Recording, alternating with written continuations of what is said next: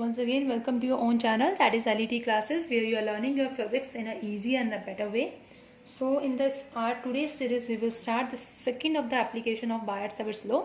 अगर आपको first Biot-Savart's law के एप्लीकेशन में कोई भी प्रॉब्लम हो तो आप हमें यूट्यूब चैनल पे कमेंट कर सकते हैं या फिर आप कमेंट कर सकते हैं on the email ID that is leteclasses@gmail.com। तो चलिए अब हम बढ़ते हैं अपने सेकेंड एप्लीकेशन के ऊपर। ये आपकी सेकेंड एप्लीकेशन है मैग्नेटिक फील्ड निकालने की ऑफ द बायट-सावर्ट्स लॉ। तो आपका जो टॉपिक है वो है magnetic field on the axis of circular coil carrying current. Okay बेटा, यहाँ पे हमने क्या किया, एक सर्कुलर वायर ले ली, उसके अंदर से करंट पास हो रहा है और उसके थ्रू हमें क्या निकालने, मैग्नेटिक फील्ड निकालने किस पॉइंट के ऊपर, इस पी पॉइंट के ऊपर।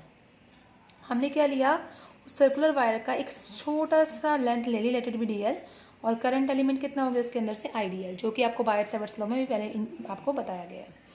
अब क्या हुआ, उस सर्कल का एक रेडियस हमने ले लिया, लेट इट बी ए, और सर्कल के सेंटर से लेकर उस पी पॉइंट तक जहाँ तक हमने मैग्नेटिक फील्ड निकालना है उसका डिस्टेंस हमने ले लिया एक्स। यहाँ से लेकर यहाँ तक का डिस्टेंस हमने कंसिडर कर लिया, लेट इट बी आर। अब देखिए, आर और मैग्नेटिक फील्ड आपस में कैसे होते हैं, परपेंडिकुलर होते हैं, दोनों के दोनों 90 डिग्री का एंगल बनाते हैं एक दूसरे के साथ। अब हमने क्या किया, ये आपका क्या हुआ, एंगल अल्फा बना रहा है। सिमिलरली अगर आप यहाँ पे एक लेंथ लेते हैं डीएल, करंट वहाँ मूव कर रहा है इसमें से, और तो इस ये भी कितना डिस्टेंस लेगा, आर लेगा। अगर ये आर है तो ये भी कितना होगा, आर होगा। ओके, और डी भी जो है इस आर के साथ क्या बना रहा है, परपेंडिकुलर एंगल बना रहा है, लेट इट बी 5। ठीक है, ये आ गया आपके पास, ये 5 हो गया।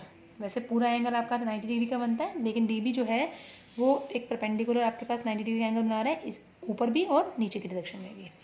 अब आपने क्या करा, इस डी बी को दो कंपोनेंट में रिजॉल्व कर दिया, एक तो वो जिसके साथ वो एंगल बनाएगा, एक वो जो परपेंडिकुलर होगा। ओके, जिसके साथ वो एंगल बनाएगा वो हमने क्या ले लिया, let it be d cos phi, और जो परपेंडिकुलर था उसके साथ हमने क्या ले लिया, डी साइन फाई।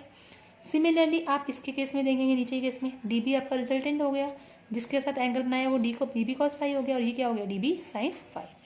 अब आपको बायट-सावर्ट्स लॉ क्या होता है, d B is equal to mu naught by 4 pi ideal sine theta by r square. ये आपने पढ़ रखा है बायट-सावर्ट्स लॉ के केस में। अब थीटा जो है आर और इस डी बी के बीच में जो ये एंगल है वो कितना बन रहा है, 90 डिग्री का बन रहा है। तो हमने क्या करा, थीटा को 90 ले लिया, तो डी बी कितना हो गया आपके पास, mu naught by 4 pi I D L sine 90 by R square. Sine 90 कितना होता है आपके पास, 1। अब आपको दिख रहा होगा ये जो कंपोनेंट हमने हमारा था डी बी कॉस फाई, इसके अलोंग, ठीक है, ये जो कंपोनेंट है ये आपका इक्वल एंड अपोजिट है।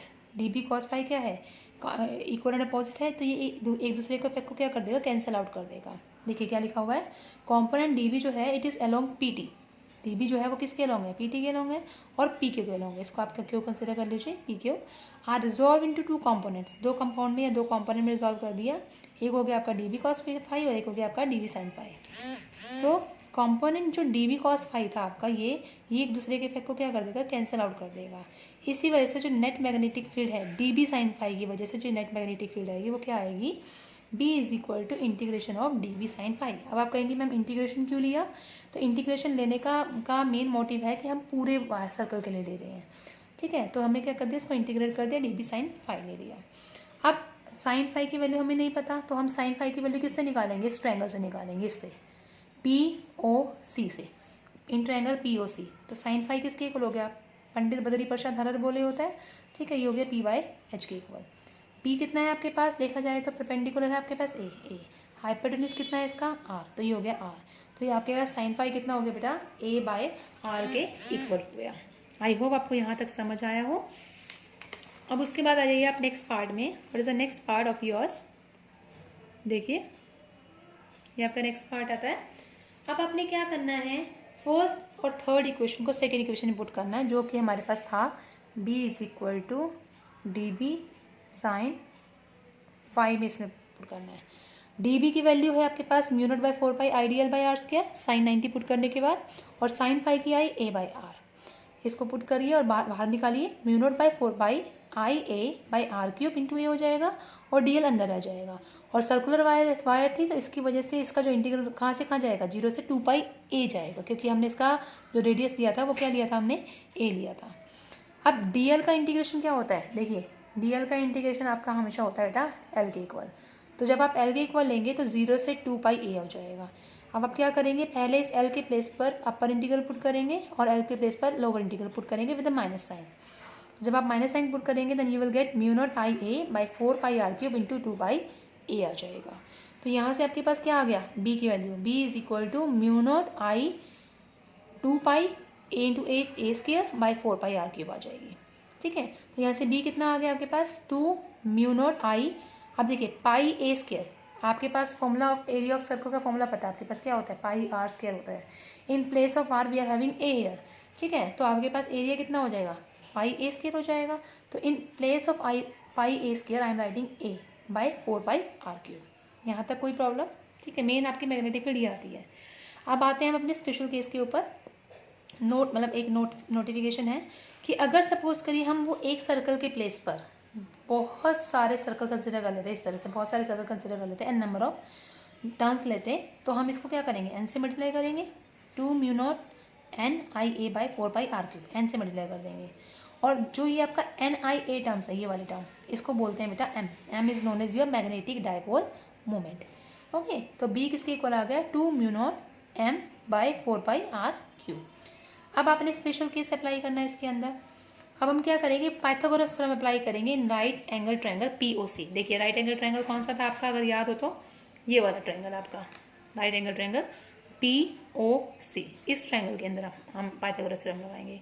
तो पाइथागोरस थ्योरम क्या हो जाएगी, r का square is equal to a का स्क्वायर प्लस x का स्क्वायर, है ना। तो देखिए आप हमने क्या लिया इसके अंदर, यही चीज़ ली हमने इसके अंदर भी, r square is equal to a square plus x square आ गया आपके पास। तो r आ गया आपके पास root of a square plus x square. तो आप देख सकते हैं r की वैल्यू कितनी होगी, a square plus x square की रेज़ टू पावर 1/2। अब आपने क्या करना है, इसको इस वाली इक्वेशन पुट करना है, स्टार वाली इक्वेशन में। जब आप इसमें पुट करेंगे तो what you get, b is equal to mu naught I 2π a square by 4π, in place of r you will write a square x square raise to power 3/2 हो जाएगा आपके पास। ओके, अब अगर मान लीजिए कि P जो है वो बहुत ज़्यादा क्लोज है पॉइंट O के, देखिए कहाँ पे मैं बोल रही हूँ, ये जो आपका P पॉइंट है, ये वाला P पॉइंट अगर इसके क्लोज आ जाए, बिल्कुल क्लोज आ जाए, तो ये जो डिस्टेंस है x वो क्या हो जाएगा, ख़त्म हो जाएगा। ठीक है, x जो है वो लेस देन a हो जाएगा आपके पास। जब x लेस देन a होगा तो आपके पास क्या होगा, इस x को निगलेक्ट कर देंगे हम यहाँ से, क्योंकि x तो बहुत छोटा हो गया, तो x 0 के इक्वल हो जाएगा। तो आपके पास कितना रहेगा, mu naught I 2π a square by 4π a square raise to power 3/2 आ जाएगा। 2 से 2 कैंसिल, आपके पास क्या रह गया, सिंपल ये टर्म रहेगी म्यू नॉट आई, ठीक है, 2 सिंपल, और आपके पास क्या रह गया, mu naught I by 2a। तो ये जो इक्वेशन आई मैग्नेटिक फील्ड की, that is the equation for your which part, for a circular loop carrying current. Okay बेटा, तो ये बहुत इंपॉर्टेंट है आपके एग्जाम पॉइंट ऑफ व्यू से, बहुत इंपॉर्टेंट है। अब हम चलते हैं अपने थर्ड एप्लीकेशन की तरफ। देखिए थर्ड एप्लीकेशन में हमारा क्या बताता है, बायट-सावर्ट्स लॉ के इस केस में थर्ड एप्लीकेशन आती है मैग्नेटिक फील्ड